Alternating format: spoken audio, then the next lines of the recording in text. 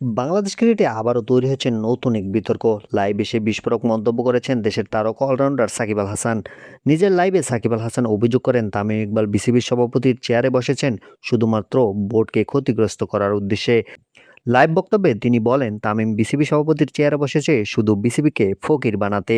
তিনি আরও বলেন বোর্ডের দায়িত্ব নেওয়ার পর থেকে খেলোয়াড়দের বিভিন্ন ক্যাটাগরিতে বেতন বৃদ্ধি করা হয়েছে এবং ম্যাচ ফিও বাড়ানো হয়েছে।